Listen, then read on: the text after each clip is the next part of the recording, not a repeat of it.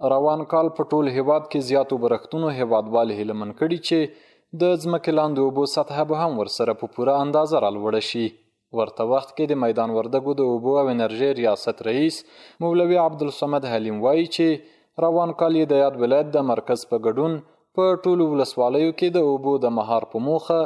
د شاوخوا 6 میلیونه افغانیو په ارزښت د لویو وړو بندونو، استنادي دیوالونو او کانالونو پروژې پلي کړي دي. سږ کال موږ تقریبا د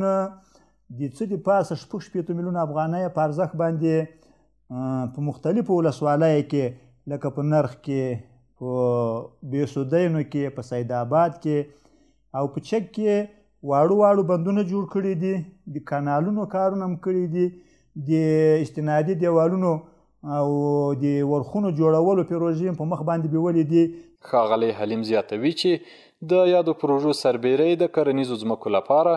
د 200 ژورو څاګانو تخنیکي سروې ترسره کړي او د 140 ژورو څاګانو جوازونه یې هم ورکړي. موږ د زراعتي څاګانو تقریبا د 200 څاګانو تخنیکي سروې کړې ده او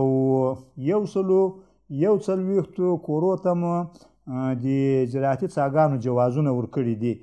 او په مجموع کې تقریبا 14 حلقې زراعتي څاګانې په امارتي قطعاتو کې تثبیت کړي دي او خلک هم د هغو د جواز اخیستلو څخه منع کړي دي. مسؤلین زیاتوي کوښښ کوي چې راتلونکي کال کې هم د اوبو د مهار او د ځمکې لاندې اوبو د تقویې په موخه لا زیات لوی او واړه بندونه ورغوي.